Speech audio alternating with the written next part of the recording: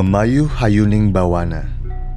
Kita pernah dengar soal falsafah dalam kehidupan orang Jawa ini, yang artinya sebagai manusia kita harus ikut memperindah alam. Membuat manusia sadar akan perannya di dunia untuk menjaga keharmonisan. Nggak merenggangkan hubungan manusia dengan alam, juga nggak menceraikan hubungan manusia dengan manusia. Sesuai konsep mandala. Mandala itu kayak sebuah titik di alam semesta yang sakral. Sebuah pusat kekuatan spiritual. Sering banget dilukis di atas kertas atau tanah, dipahat di logam dan kayu. Sampai dibangun di atas batu, kayak mandala terbesar yang kita kenal bernama Borobudur. Gue, Rido, bareng Elo, datang ke Borobudur untuk menelusuri jejak alat musik tradisi yang sudah terpahat di relief-relief candi sejak abad 8 Masehi.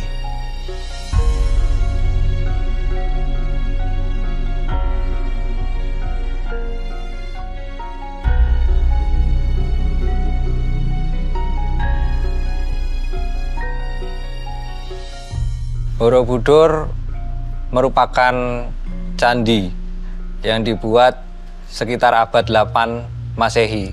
Konstruksi dari candi ini diselesaikan selama lebih kurang 65 tahun hingga 70 tahun. Candi Borobudur merupakan candi bercorak keagamaan Buddha dengan sektenya yaitu Buddha Mahayana. Candi ini merupakan pusat pemujaan umat Buddha. Pada sekitar abad 8 hingga 10 Masehi, pada era kerajaan Mataram kuno periode Jawa Tengah. Candi Borobudur ini sangat unik karena desainnya, karena arsitekturalnya, karena konsep filosofi yang mendasarinya. Sehingga pada dasarnya konsep percandian ini dibangun berdasarkan manuskrip yang berasal dari India. Manuskrip tersebut merupakan manuskrip dari India. Namun begitu sampai di Nusantara, khususnya di Jawa maupun Yogyakarta, ada kreativitas, ada lokal indigenous dari para arsitek yang membangun Borobudur, yaitu nenek moyang kita. Dikembangkanlah bentuk arsitektural Candi Borobudur yang pada pakemnya menggunakan mandala. Borobudur dibangun berdasarkan mandala yaitu Vastu Purusa Mandala dan Garbhadhatu Mandara. Corak keagamaan dari candi itu sendiri. Mandala ini nantinya akan mempengaruhi bagaimana tata letak candi, baik itu secara mikro, semi makro, atau makro.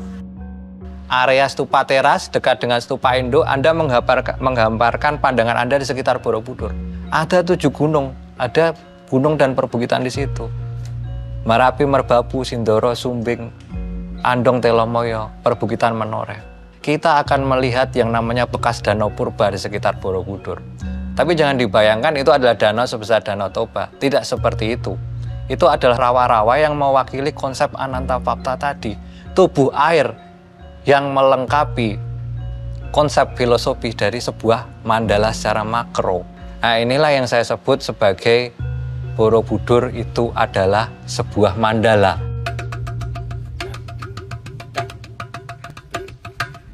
Borobudur gua rasa bisa dianalogikan kayak manusia yang semangat memulai perjalanan spiritual. Perjalanan manusia sampai akhirnya tercerahkan. Gua pribadi tertarik bagaimana musik di masa itu dan jadi bagian dalam hidup. Candi Borobudur itu sebuah kosmologi ya. Karena di sana bukan sekedar bangunan candi, tapi di sana adalah representasi kehidupan, representasi dunia. Ya kalau sependek yang saya baca dari penelitian-penelitian yang sudah ada sekitar 200 ya. Tapi dari 200-an itu saya kira mungkin belum semua teridentifikasi dengan jelas ya. Karena untuk mengidentifikasi itu kan teman-teman peneliti juga teman-teman etnomusikolog dan musikolog barangkali karena referensinya adalah melalui referensi alat-alat musik sekarang. Nah ketika referensinya adalah alat-alat musik sekarang, ada bagian-bagian relief musik yang mungkin belum bisa ditafsir itu sebagai sebuah alat musik bentuk apa, dari mana, bagaimana dan sebagainya gitu. Dan yang menarik di sini kan identifikasi alat yang tersedia di relief itu kan bukan representasi Jawa, tapi representasi alat-alat musik dunia di situ. Yang ditemukan dari relief itu sebenarnya tidak hanya alat-alat musik tunggal, bukan hanya alat-alat, karena meskipun alat musik tunggal, tapi itu di situ harmoni. Dan di situ kemudian kita bisa membayangkan seorang solois itu sudah bisa memainkan melodi dan harmoninya sekaligus.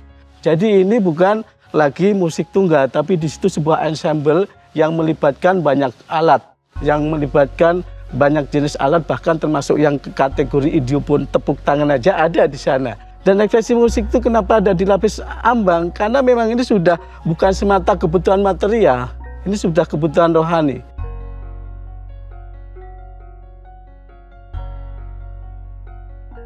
Alat musik yang ada di relief itu pernah sangat memukau. Tapi hal yang paling memukau sekalipun ternyata bisa mati suri juga.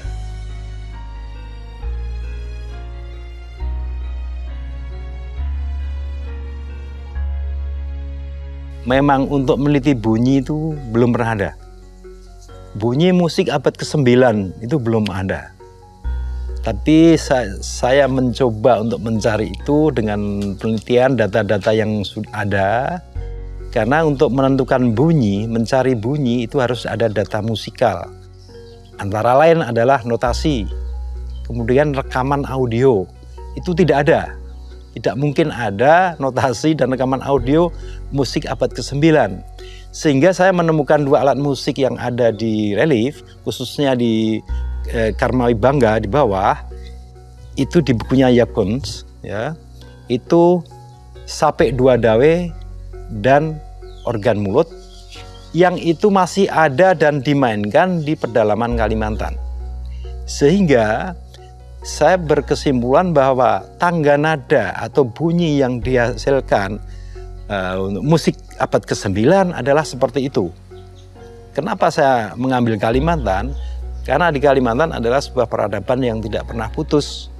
Lain dengan di Jawa, Sumatera, dan lain-lain. Ada gunung meletus, ada bencana besar. Di Kalimantan sampai sekarang belum ada sejarah yang menulis tentang bencana besar di Kalimantan. Sehingga peradaban itu nyambung dari dulu sampai sekarang. Itu yang saya pakai acuan bahwa bunyi musik abad ke-9 adalah menggunakan tangga nada seperti itu yang disebut anhemitonik pentatonik atau 5 nada yang tidak menggunakan jarak setengah. Kemudian saya juga mencoba dengan kendang-kendang gerabah. Jadi ada gendang gerabah, ada lut, dua dawe, kemudian ada harpa, dan juga saron dan gambang yang ada di situ. Ya, khususnya alat musik Jawa Tengah yang direplika. Sebenarnya itu alat musik masih eksis sampai sekarang ya, jenis saron, gambang, dan gong. Ya, 3 itu masih eksis.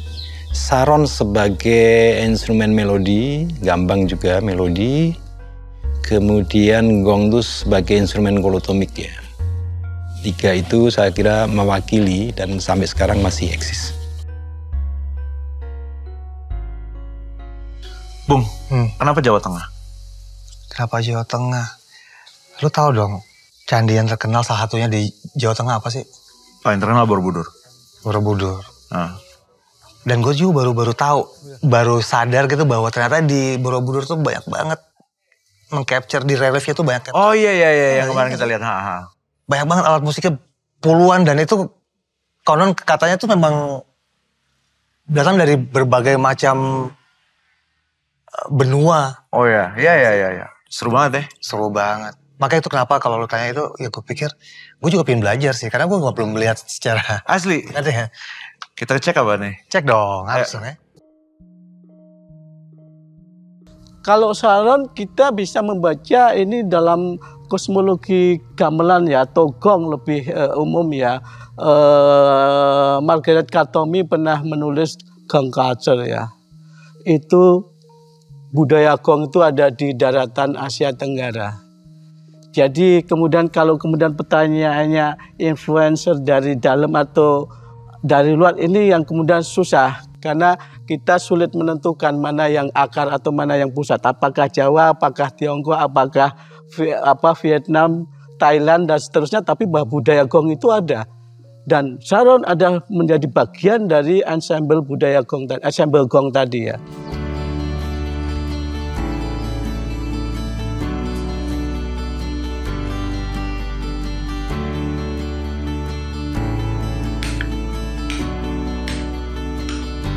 Di sini saya akan memperagakan cara membuat saron dari bahan besi. Tentu saja ini yang lebih mudah didapatkan dan juga lebih murah secara harganya. Langkah paling awal adalah memotong bahan itu dari besi plat menjadi bentuk-bentuk bilah seperti ini. Kemudian kita laras. Bagaimana cara melarasnya? Kita bisa mengambil, kalau di Jawa istilahnya babon atau gamelan yang sudah ada. Kemudian kita bisa menggunakan alat tuner seperti ini ya. Misalkan ini. Ya. Misalnya nada C. Kita tentukan harus sama dengan itu.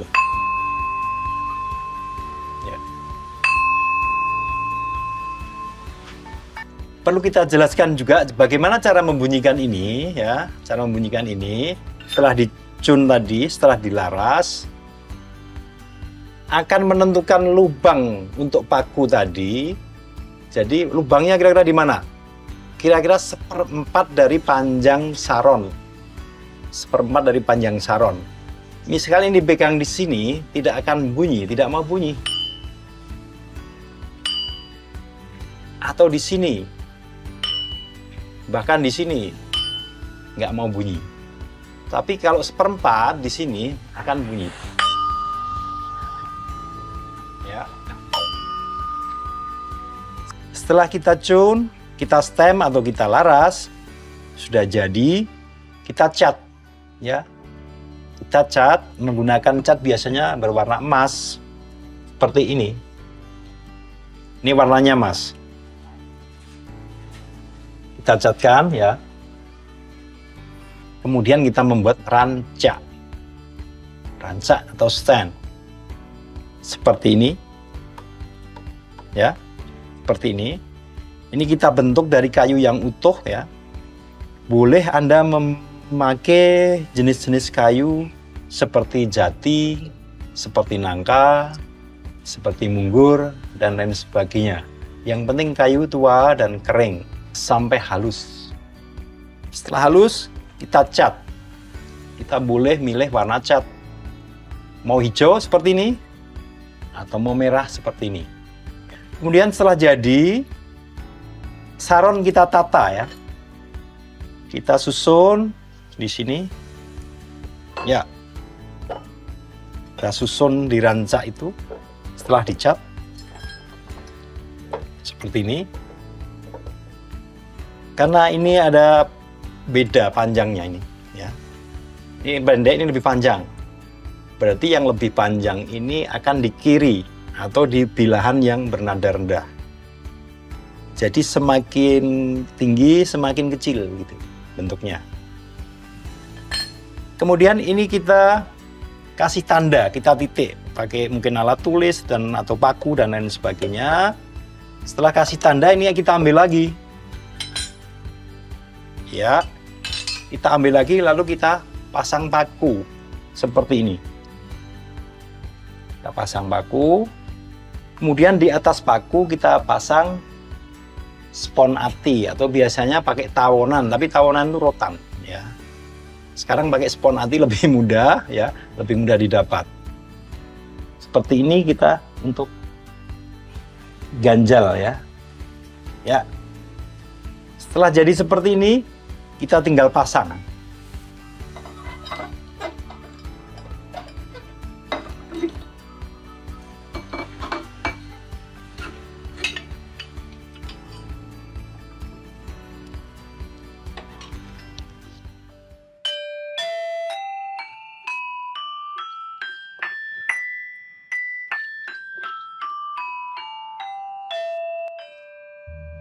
Tolong dong kasih tau nih apa aja sih yang ada. Oh ya, kebetulan yang ada di sini itu Dari belakang tuh yang paling gede tuh. alat musik yang ada di relief Borobudur. Iya. Iya. Itu Oh, yang belakang bulat itu ini. apa? Oh bukan ya. Ini gong ya, Oke, ini gong. kelompok gong. Kemudian itu xylophone tapi di Jawa disebut gambang. Gambang. Ya, Tapi sama kayak xylophone. iya kayak xylophone ya. Kemudian ini lute ya. Lute. Mungkin ada mirip-miripnya dengan alat musik yang sudah ada juga. Kayak sape ya. Iya, kayak sape Kalimantan, mirip. Oke. Tapi ini dua dawai, fretless ya ini, tanpa menggunakan fret ya. Oke. Mm-mm. Terus Pak, Kemudian yang ini wah ini aneh juga nih. aneh nih ya, ada buaya di sini. Iya, buaya. Iya. Kebetulan di sini banyak buaya seperti ini ya. Oh, Ya. Namanya apa? Harpa. Oh, harpanya kita ini kayak begini bentuknya. Iya. Ini gendang. Gendang ya, ini Gendang. semua orang tahu gendang ya. Nah, yang ini apa nih? Ini kalau sekarang disebut saron. saron. Mainnya sama kayak Beda, sangat beda. Oh, dengan ini. Gambang. Beda. Itu 2 stick ya digunakan. Oh, kalau ini Dua satu? tabu. Ini satu saja. gimana mainnya? Tapi 2 tangan. Oh, Loh, dua tangan loh. buat apa? Coba. Kayak gimana? Misalkan ini ya. Yang habis ditabuh harus dipegang. Nggak boleh disusteinin. Oh, bukan, nggak boleh. Oh gitu. Nanti Mute, suaranya biar- rusak ya. rusak ya. Rusak. Coba dimainkan satu dari bawah dulu. Ya. Ya. Oh, Bareng ya. Ya.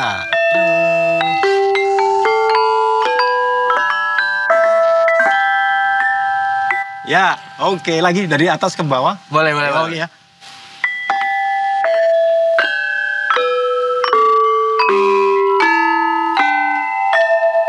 Oke, karena bilahnya beda jumlahnya. Iya, jadi- jumlah beda ya. Oke. Iya, iya. Ya, ini 10, ini cuma 8.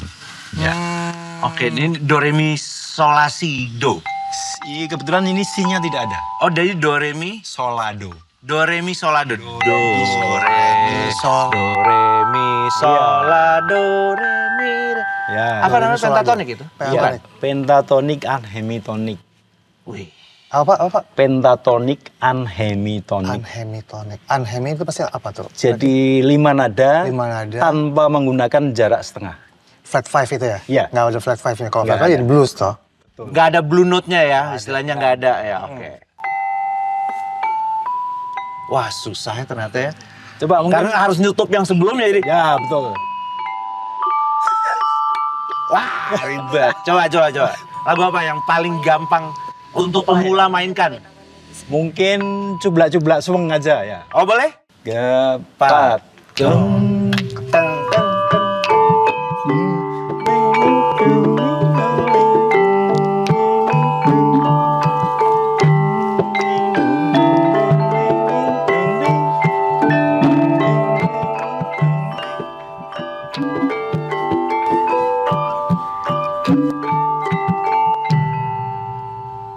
Bung, Yes.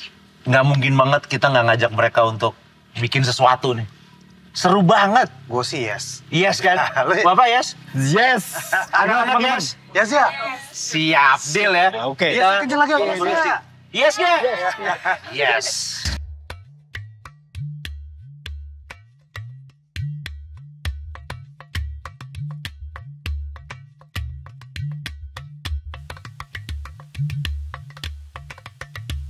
Kalau gendang gerabah, kalau kita sering sebut udu ya, udu pot itu sependek bacaan saya itu justru dari Afrika ya.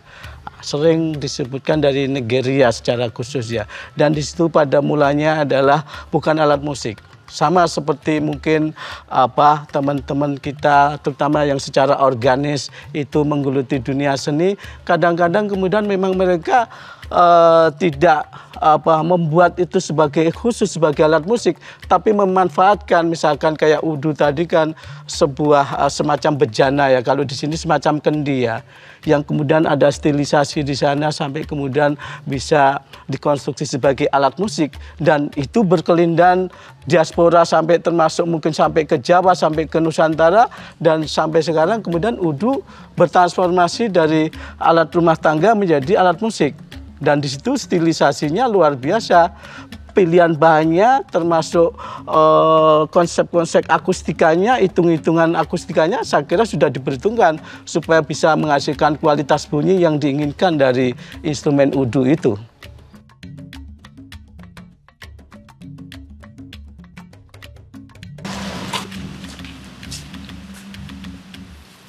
Halo Mbak Putri. Apa kabar? Iya, Mbak Putri. Hai, apa kabar? Apa kabar? Apa kabar? Apa kabar? Kabar. Aduh, seru banget nih. Sehat. Ada. Jadi ini udu pot ya? Yes, ini kendang gerabah atau udu Gendang pot. gerabah. Gendang gerabah. Iya. Gendang gerabah. Mainnya gimana sih? Mana simpel. Gimana Sebetulnya cuman ada beberapa teknik. Yang jelas ada boom di sini. Boom. Iya, ada duknya atau boomnya. Terus tak. Dan kita bisa mainin jari-jari kita di sini. Oke, jadi Ya. ini kayak kicknya ya? Kicknya, kalau di drum ini Di kayak snare. ada kicknya. Di snare. Oke. Variasinya bisa. Coba mainin dong, gimana Oke. sih?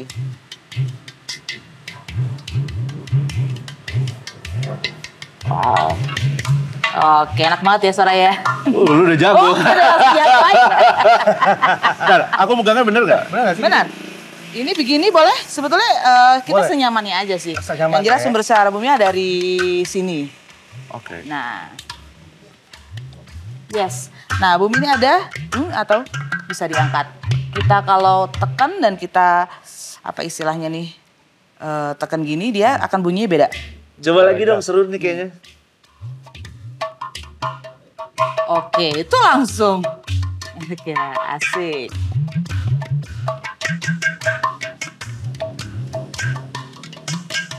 Asik. Agak jam naik kan ya? Iya. Oke. Seru banget kan? Seru. Nah, itu pertanyaanku yang berikutnya. Maksudnya Gimana? kan kamu bilang ini band gitu, bisa dipakai di band. Emang sering dipakai sama musik kontemporer apa sih biasanya? Banyak kalau untuk musik kontemporer. Yang jelas intinya kalau gendang gerabah dan udu pot ini tuh sebagai percussion ya, istilahnya gitu. Tapi kalau untuk kontemporer apa, biasanya ada juga ensemble tuh. Ensemble udu pot tuh juga ada. Dia berdiri sendiri, terus ada ensemble udu potnya itu juga ada. Terus sebagai yang kalau menurut saya sih kayak udu pot ini nih bikin indah gitu di lagu tuh.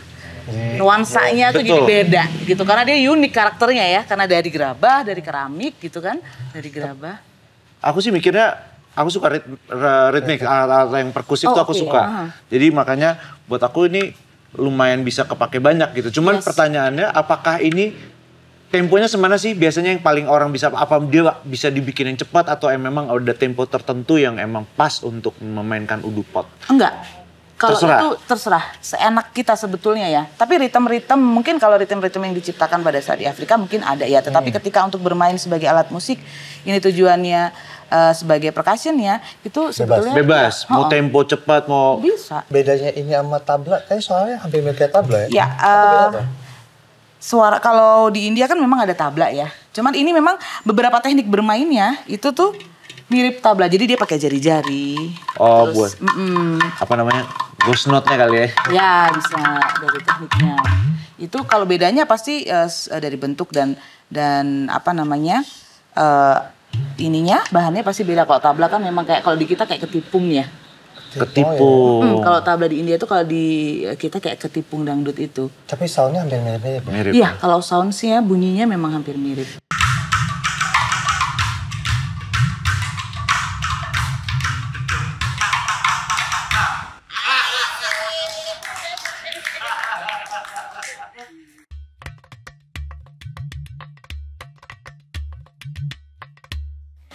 Nah, Om Rido dan Kaelo nih kita udah ada di tempat pengrajin kendang gerabahnya.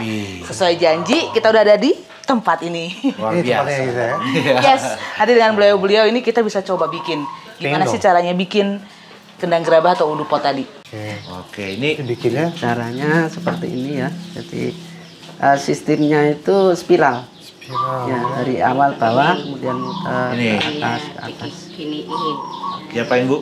gini. Oh, gini ya? Ya, Gini, tangannya gini, gini. dibasahin dulu. Oh iya iya. Oh iya, tangannya basahin dulu. Kemudian bisa masuk yang satu. biar enggak ini ya. Bisa ditekan pelan-pelan. Jadi, Gini. oke. Om Rido sama Kak Elo, ini kan kita udah masuk ke proses pembentukan nih. Sebelumnya itu pertama itu kita kan pilih tanah liatnya dulu nih, ya kan kita pilih tanah liatnya, terus yang bagus yang mana, baru nanti masuk ke proses penggilingan. Jadi ini sebelum masih jadi tanah liat gitu kan, terus nanti dikasih air, disiram air, terus dibikin liat atau kalau zaman dulu itu diinjek. Jadi supaya bisa lentur untuk dibikin udu pot biar nggak pecah. Kalau sekarang udah ada alatnya molen. Dari kendang gerabah ini tebal tipisnya itu mempengaruhi suaranya, bunyinya. gitu. Jadi ketika kita bikin gini mau seberapa bunyinya mau kayak apa itu pengaruh dari ketebalan dari udu pot ini sendiri gitu. Nah setelah dibentuk, terus nanti biasanya kan kalau udu pot itu mereka harus ada lubangnya. Jadi yang lubang leher sama lubang di tengahnya itu. Setelah dibentuk nanti dikeringin dulu tuh di sinar matahari dijemur ya. Nah nanti baru disiap bakar. Oh jadi dijemur dulu? Yes, dijemur dulu. Baru? Terus baru proses bakar. Setelah itu baru deh jadi dan proses finishing. Nah nanti kalau udah jadinya seperti ini. Nah bisa langsung kita mainin nanti. Nah sekarang ini masuk ke proses pengeringan di bawah sinar matahari. Ini proses keberapa? Pertama? Ini proses ketiga. Iya, proses pengeringan di bawah sinar matahari. Terus kalau udah kering nanti kita masuk ke proses pembakaran. Nah proses pembakaran ini ada dua. Yang pertama manual pakai abu. Terus nanti juga akan ada yang di oven. Gitu. Setelah itu pembuatan udu pot kita selesai.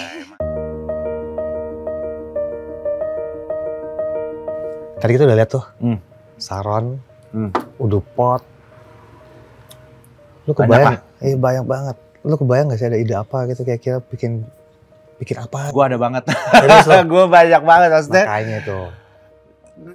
Buat gue ya, maksudnya ini gue nggak tahu lo, tapi buat gue ngelihat kayak gitu kayak nge-trigger lo gak sih? Banget. Untuk bikin kayak wah ini kayaknya bisa ditambahin ini, ditambahin ini, ditambahin ini. Asli. Gue sih udah kayak kebayang pakai tuh apa namanya udu pot sama saron keren. Di mix sama blues dikit karena kan pentatonik tuh ada tuh dikit kan, terus ada kayak seru sih, maksudnya bikin gendang suling gitu. Iya, ritmiknya ada ya nggak apa perkusifnya ada, melodiknya ada. Gue sih udah kebayang banget. Apa ya? Gue sih kebayang musiknya. Iya, mungkin sama kebayang musik ya. Kalau lirik lo? Lirik. Ya itu rada... Gak mungkin jauh-jauh dari Jawa Tengah. Iya. Gak mungkin jauh. Borobudur sih kalau Borobudur. Kita bisa lihat historinya. Ada kidungnya Borobudur juga tuh. Serius? Bisa kita ambil. Maksudnya historinya itu. Oh iya mungkin dong. Bisa jadi bagian dari... Ini gak sih? Kita gak harus plakatif, tapi kita ambil value-nya lah apa. Iya, benar-benar. Upbeat kali ya? Harus lah. Gue berasa positif banget nih gue pas ngeliat udu pot tadi gue langsung kayak gue pengen joget nih gue. harus upbeat ya, medium lah setidaknya. Iya seru tuh. Gue malah kepikiran kayak dalang gitu kan, kayak kita nggak tahu bikin intronya apa ya, kayak theatrical gitu ceritanya secara audio ya, kayak ada magis gitu.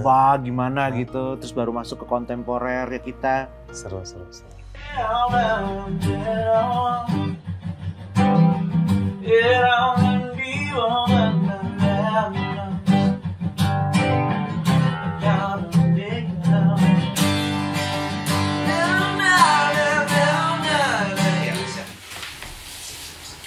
Jadi kan habis Ale bayangannya ada drum kaseng di Kita sangat pikir drum situ. Di mana tuh? Dari pas mulai gamelan. Atau gamelan masih ada kali ya? Ada dong. Sampai sini juga masih ada tetap.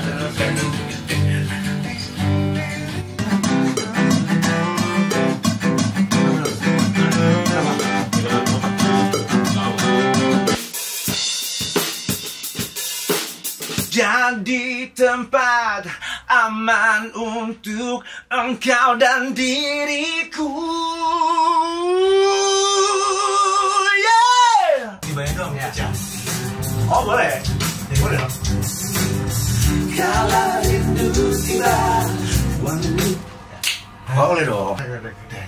lebih rancak. Nah, tadi kan lebih seperlapan semua tuh, gitu kan. Enggak, ini lebih ke kayak model kayak Bali.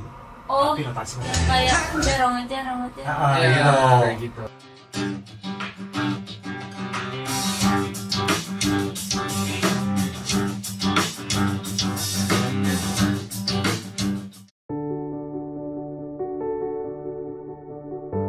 Gak cuma alat musik yang berusaha dihidupkan kembali, tapi juga spirit tarian yang gerak dan ceritanya terinspirasi dari relief di Borobudur.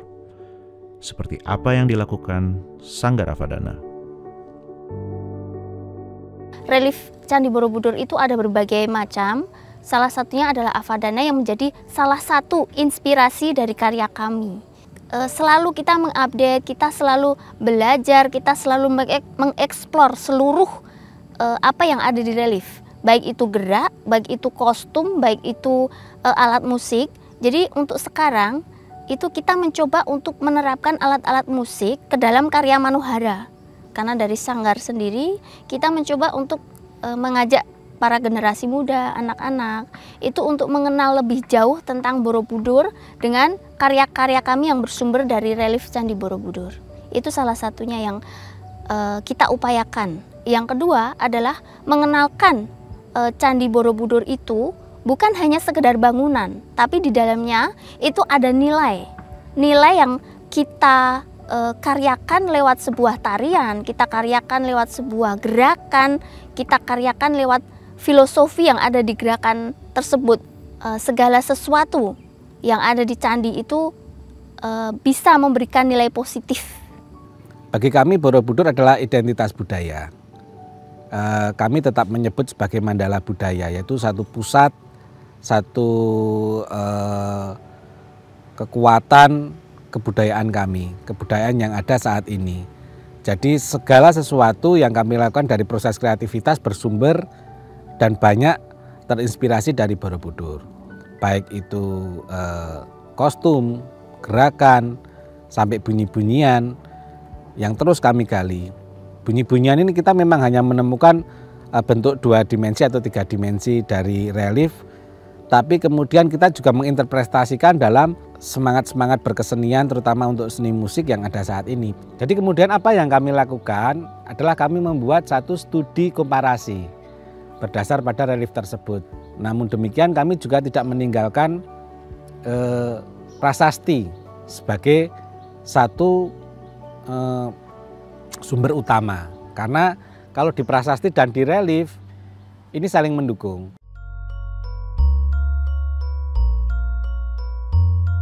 Kolaborasi memang selamanya tentang mengapresiasi tanpa batas, supaya hasilnya bikin semua orang happy. Sejalan banget dengan Mamayu Hayuning Bawana tadi. Momen dimana kita bisa bikin dunia lebih menyenangkan, lebih indah.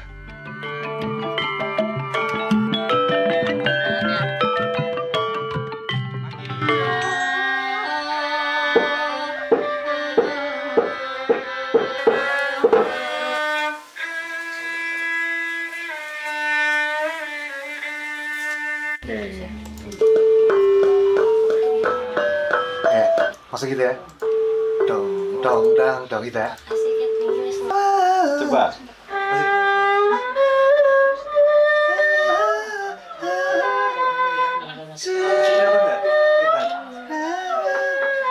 Oh, di situ doang. Itu memang hanya sampai 3 posisi ya. Kalau mau digalupin ini yang berat. Tidak ada posisi yang. Oke. Oh iya. Oke.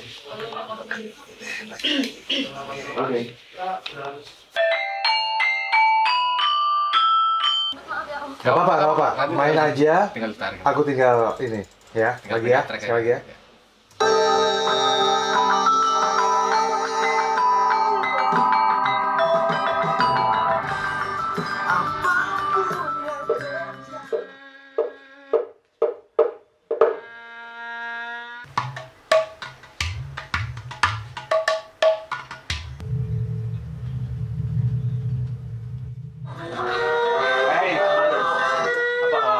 Pitch ya.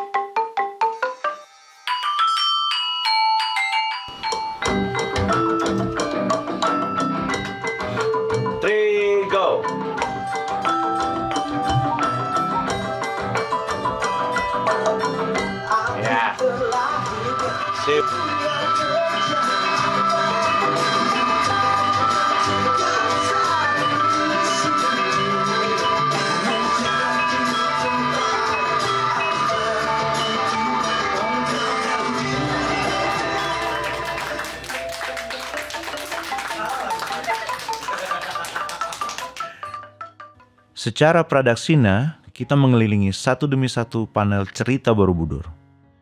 Indahnya bukan cuma tentang kisah di balik relief dan arsitektur candi, tapi juga keindahan alam yang mengelilinginya.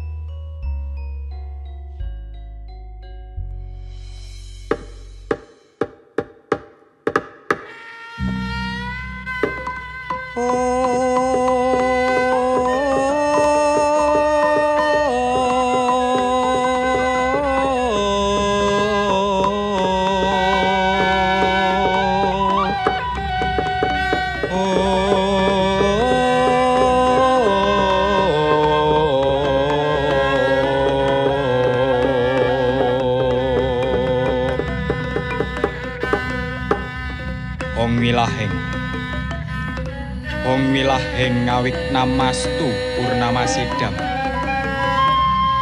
Kacandra sang suman dewaning kabagyan. Kang sinedya memayu ayuning bawana. Sinartan tekad tatak tangguh tanggon mrih ketampi kang sinedya.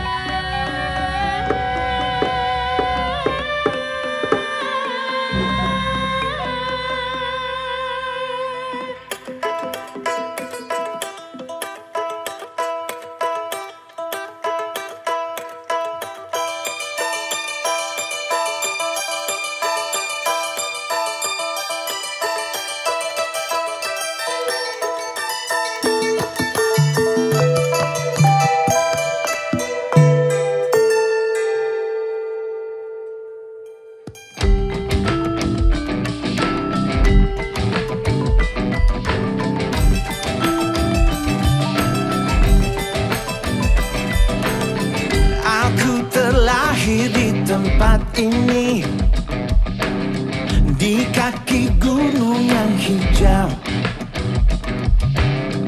Dulu aku selalu ditemani danau biru yang berkilau.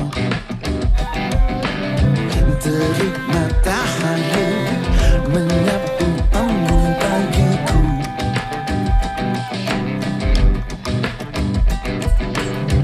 Mengisi damai di hati dan di jiwaku.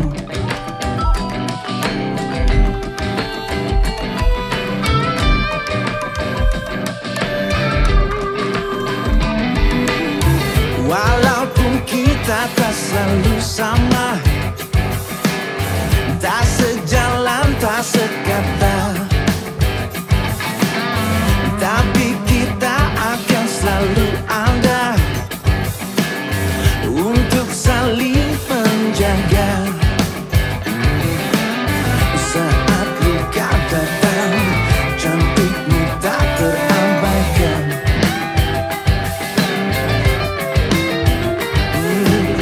Kala rindu tiba, wangimu tak terlupakan.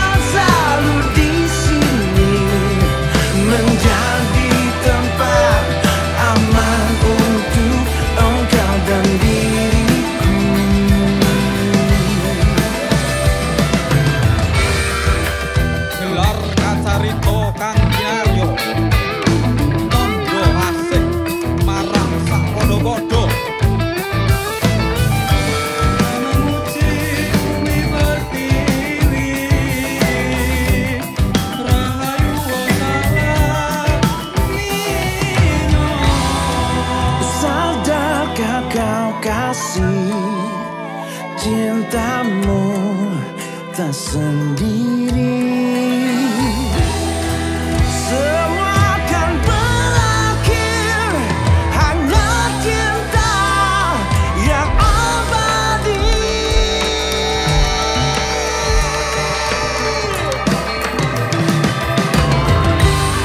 Apapun yang terjadi,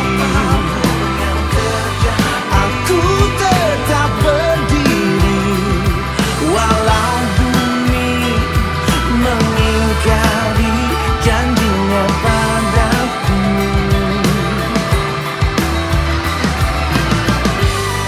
Apapun yang terjadi, ku kan selalu di sini, menjadi tempat aman untuk engkau dan diriku.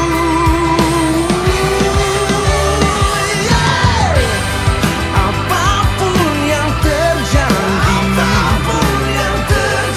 ku kan selalu di sini, menjadi tempat aman untuk engkau dan diriku. Gue pikir penting buat kita menjaga monumen megah, perpustakaan dunia, yang menyimpan pengetahuan bukan cuma tentang ajaran satu agama, tapi universal. Melestarikan bukan cuma fisiknya aja, tapi juga nilai-nilai dan spirit yang terkandung di dalamnya. Manembah mring dewane. Dewa, dewaning titah kang paring gesang nyang dalma.